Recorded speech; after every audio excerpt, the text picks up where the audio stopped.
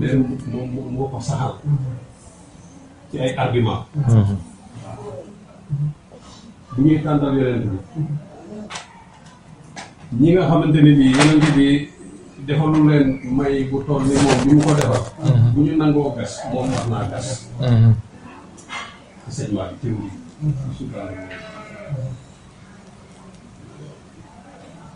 nit ñi dañuy ñëw xam nga sëriñ yi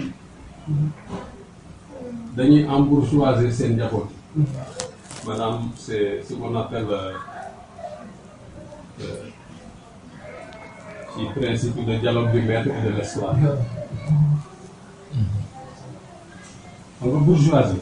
dañu yaakaar ni buur bi mooy buur daal nguur gi moom moo ko yor moom kese jaam bi sax am na nguur jaamu buur dana sant buur mu def loo xam ne waaw pour kii yu boppam la du luñ koy sarax duñ koy may daf ñuy am cër te pourtant jaam la waaw moom il a dégagé ça chez lui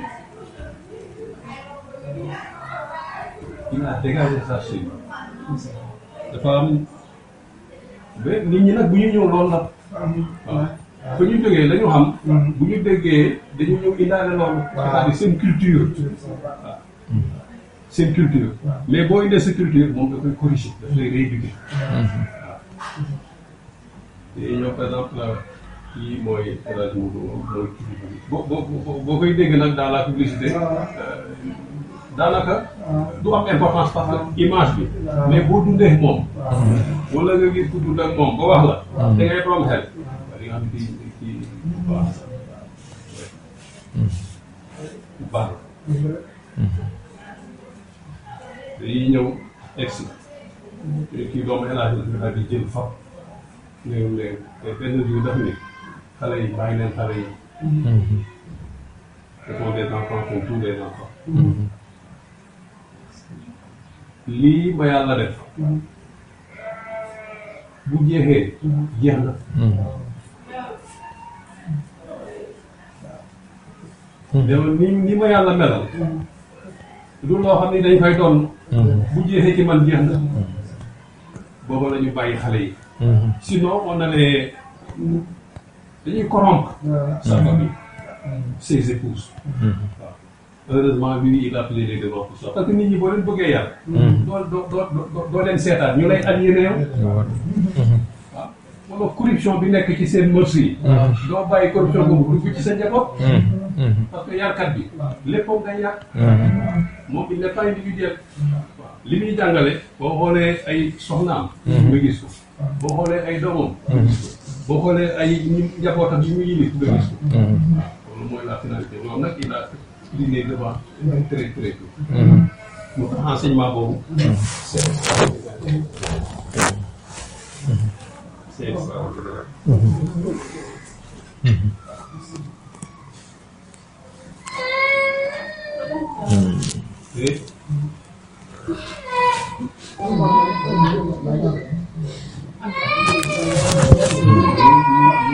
lu muy wax amul ma gis la amul diisoo il le dit ouvertement et en public li muy wax il le dit publiquement et ouvertement amul demi-mesure amul dara directement te loolu c'est extrêmement important ci ku ñaar moindre faille s'il est au courant il le dit publiquement te il a pris des décisions yoo xam ni bu doon ni yeneen kër la wala yeneen obédience décisions yi kenn du ko jël mais il les a pris ouvertement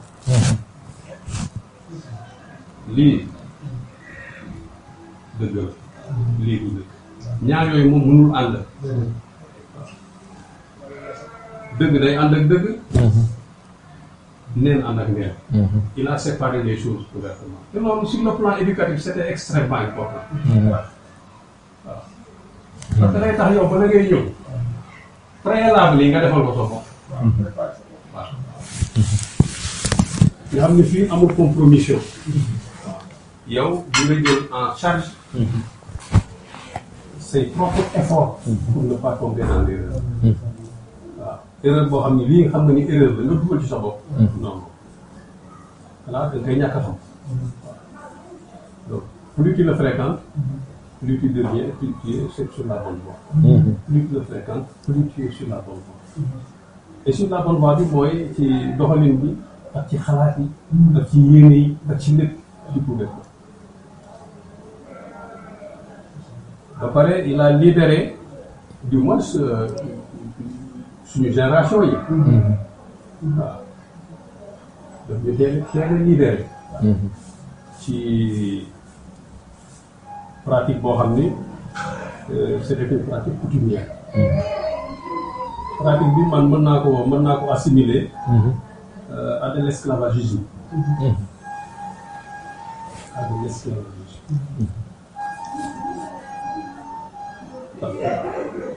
Islam nangu na yonent bi jàngale na addiya ginnaaw li yàlla moom mooy kii zakat sur le bien des musulmans yàlla moo ko moom dañ koy prélever jox ko ñi mu santaane addiya yow yaa ko moom en tant que musulman yaa koy jox ku la neex waaw ndax joxente leen addiya day tax seen diggante rafet ratax baax soppante am waaw yëgante am yëg bi loolu lay signifier waaw yëg ñu addiya bi loolu waaw nuyoo sax ba tey ci addiya sarax la waaw alors mais addiya yi si avant suñu génération li ko wut chérif yi ñoom lañ koy def chérif yi dañ koy laaj obligatoirement seen addiya ma obligatoire ñun suñu kër dafa amoon boutique daanaka c'était un petit monde fi ñu yaroo c'est-à-dire addina bu ndaw la échantillon tarix yi yëpp façon nit yëpp xeet yi yëpp la ñu am tout maanaam dajekaay la woon boo xam ni échantillon de vidéo boutique naar yi seen mbokk yi daan jógee gànnaar di ñëw Chérif ñëw ñëpp joxe addiya ba sax am na ñoo xam bu ñu Chérif duñu dara naar kese lañu mais dañuy laaj addiya et puis addiya dañ koy jox comme une obligation nit ñi nekk xarit noonu lañ ko comprendre ñuy dem ba mu yàgg on voit de moins en moins de Chérif de moins en moins de naar mais addiya bi léegi mu ngi fi am ñu toxu am ñu ko yóbbu di ko joxe comme ni ñu ko daan joxe jël naar yi mais enseignement bi ñuy jëlee fële moo ñu éclairé ci loolu addiya c'est pas une obligation c'est un geste volontaire boo xam ni yow da nga koy joxe en toute gaieté de cœur en toute liberté et puis objectif bi ñu ciy recherché mu nekk sa mobile waaw su dul loolu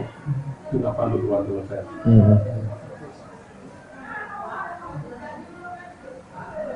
bàyyi sa ndey ak sa baay ñu am aajo nga jël alal bi dem joxe ko dina doo am yàlla doo am daal boo moytu sax ay duma nga ciy am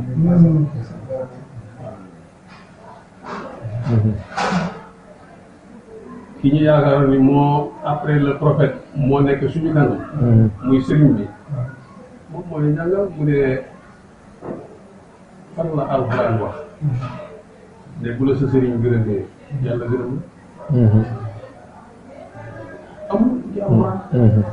yonent bi jàngale wu ko alxuraan li mu jàngale mooy bu la say waajur gërëmee yàlla gërëm waajur yi ñoo gën a force sëriñ bi dem leen ngeen topp seeni waajur c'est lui qui nous a donné ce truc cet enseignement et puis dans notre foyer ñun ñi daan dem di ko fréquenter état d'esprit bi ñu amoon on était différent des autres jusqu'à aujourd'hui cet enseignement nous a marqué donc moo tax mooy li mu liggéey au Sénégal du rëy lu jeex te cet enseignement se perpétue parce que man ma famille noonu laa leen yaree c'est cette éducation là que j'emmène chez moi même mes relations éducation boobu laa seq ak ñoom sama environnement éducation boobu laa seq ak ñoom waaw éducation religieuse boo xam ne yow xam nga principe yi wan nañ ko ñu koy nettali ak ñoom loolu moo am solo moo ni utuma ay taalibe soxla ma ay taalibe ay xarit laa am te ñi may xaritoon dañoo bëgg yonent bi moo tax ñu nekk sama dañoo bëgg yonent bi loolu moo tax ñu nekk sama xarit du ma ŋàbbal kenn ay dàll du ma kenn ŋàbbal ay dàll enseignement là nous l'avons appris de sa bouche dans nos oreilles et ces exemples nous l'avons appris de nos yeux ce verset là donc kooku moom yàlla nañ ko yàlla fay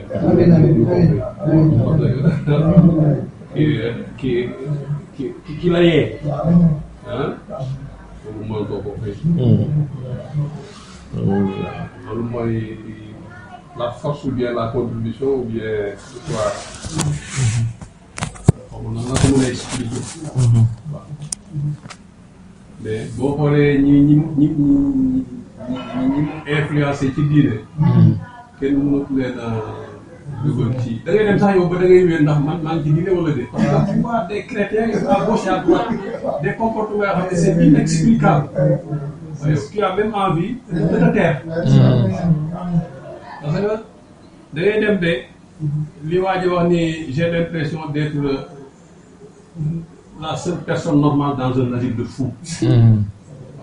waaw xam ne ñëpp ay dof lañu yow nga nekk nii da ngay dem yow da ngay yaakaar yow ñii ñooy nit waaw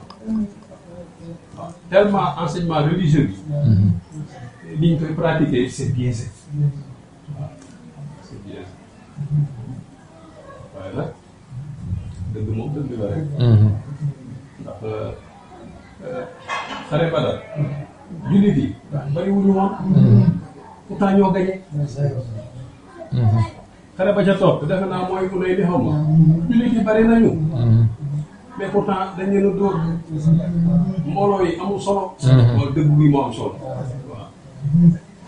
la différence c'est pas la quantité mais c'est la qualité moo tax yàlla nañ ko yàlla fees parce que la ma doon sonn pour l'islam la islam boo xam ni ni mu ko jàngalee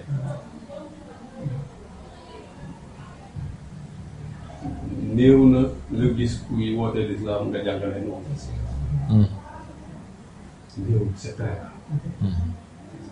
pression yi tax nga seede dafay bari mais lui il a tenu à toutes les pressions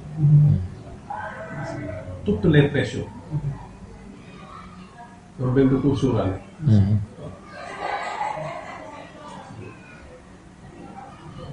ñi xaar li ñëw fekk ba mu nekk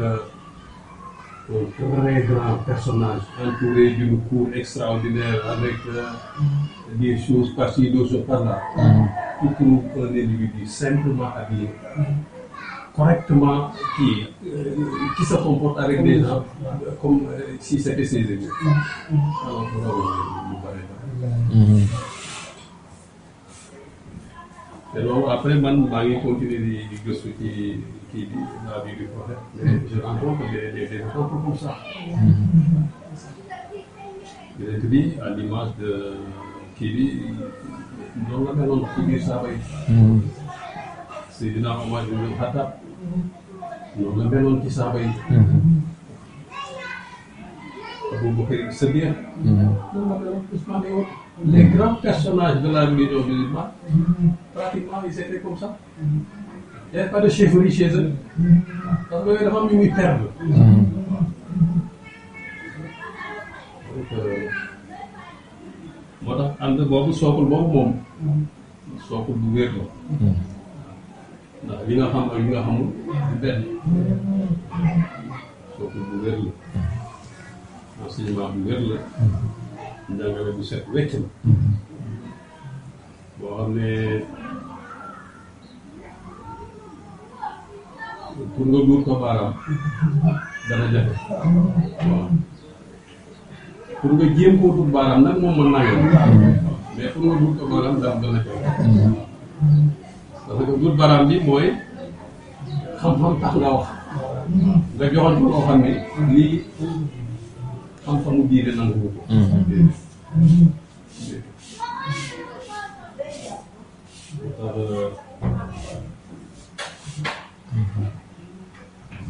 yàlla saxal ci boobu yoon bu baax la njàngale ko rafet la bu sell la waaw bu sell la njàngale bi alxuraan mooy defar téere yàlla sunna yonent bi moo ci topp fara yem xamul dara lu ci doom bi yàlla ak yonent bi salaatu wasalaam te respect bi ni ñaan yonent bi sax daanaka foofu lañ ko xam ne le prophète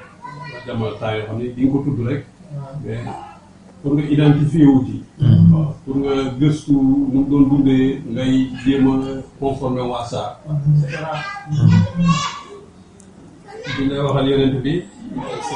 dañ koy wax ci dimension boo xam ne yow mënoo cee génn dara parce que lii ñu lay wax moom mënoo ko du ngi dund ba dee doo ko mën